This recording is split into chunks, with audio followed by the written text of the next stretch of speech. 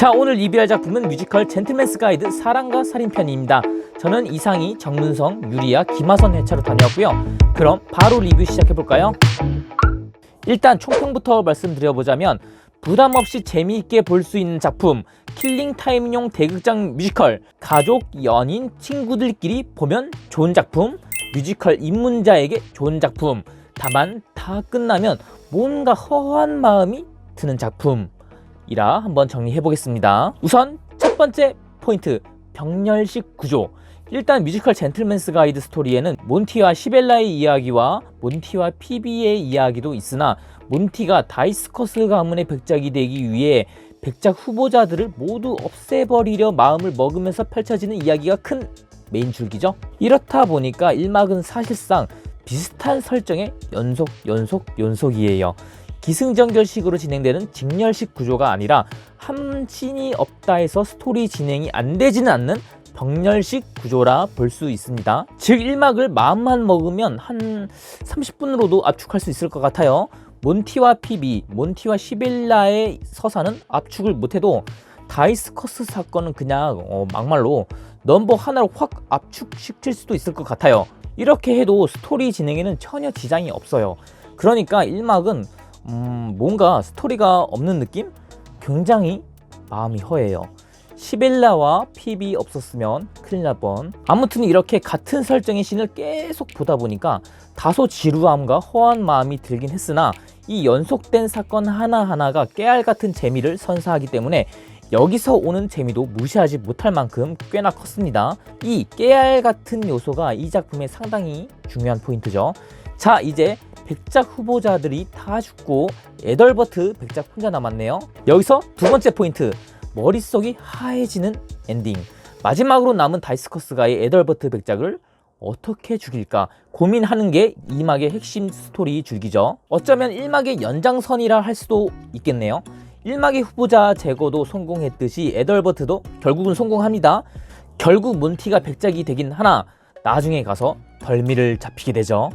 몬티는 자신이 죽인 것도 아닌데 어이없어 하며 무죄를 주장하게 됩니다. 그런데 나중에 시벨라는 피비를, 피비는 시벨라를 진범으로 지목하게 되죠. 근데 판사는 이 상황을 보더니 둘 다 범인일 수는 없다며 어찌됐든 몬티는 범인이 아니라며 무죄 판결을 내린 후 풀어줘요. 그리고 에덜버트 백작 살인사건의 진범도 밝혀지긴 하죠. 아니 이게 뭔 작가가 대본을 이렇게 쓰다가 에라이 모르겠다 그냥 던져버린 느낌?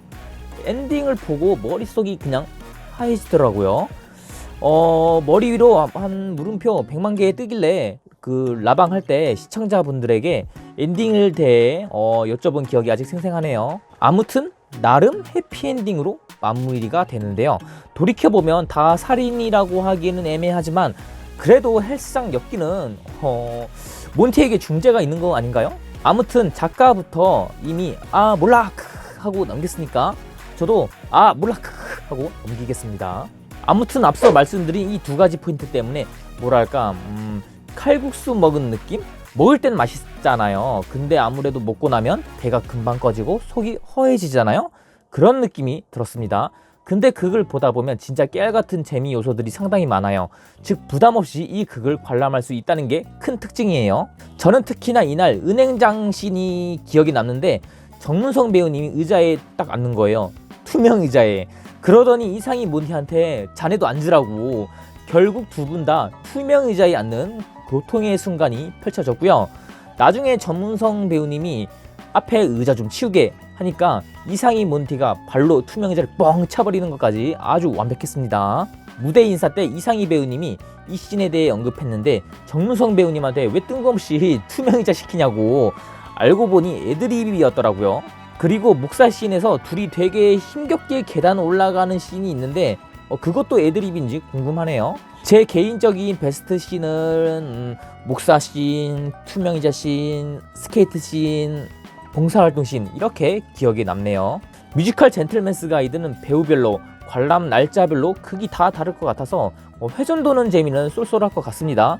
근데 서사가 진한 거 좋아하시는 분들은 저처럼 허한 마음을 가질 수도 있긴 한데 그래도 한 번쯤은 보시는 거 추천드릴게요. 특히 이런 연말에 보기에 정말 좋은 작품이라 생각합니다. 자, 이제 넘버로 넘어가 볼게요. 우선 저는 오페라와 비슷한 느낌을 많이 받았어요. 제가 그래도 1년에 몇 번 오페라를 보는 편인데 보면서 오페라 같은 분위기의 넘버들이 꽤나 많은 거예요. 특히 여배우님들 넘버들이요. 이날 유리아, 김하선 배우님을 비롯 앙상블 배우님들까지 정말 미친 듯한 소화력 보여주셨습니다. 광님 그냥 아예 찢어 놨어요. 오페라 좋아하시는 분들에게 정말 먹힐만한 넘버들이었고요. 근데 극장 탓인가 음향 탓인가 뭔가 느낌이 강당에서 노래를 부르는 듯한 그런 느낌이 들더라고요. 뭔가 음향이 꽉 차지 않았다? 거슬릴 정도는 아니었습니다. 다음은 무대로 넘어가 보겠습니다. 뮤지컬 젠틀맨스 가이드는 무대 뒷부분 전체를 LED 화면을 사용합니다. 처음 볼 때는 LED 너무 쓰는데 이런 거부감이 좀 들더라고요. 근데 무대 앞부분은 여러 디테일한 무대 장치, 무대 디자인들이 있어서 무대 보는 재미가 꽤나 쏠쏠했습니다. 이 장치들이 무대 뒷부분에 있는 LED와 너무나 잘 어울렸어요. 그리고 목사씬에서 이걸 정말 잘 활용했더라고요. 몬티가 손으로 훅 입김을 불자 목사가 쭉 떨어지는데 이 떨어지는 연출이 상당히 인상 깊었어요. 안 보신 분들은 직접 보시는 걸 권장드릴게요. 그리고 스케이트 씬도 마음에 들었고요.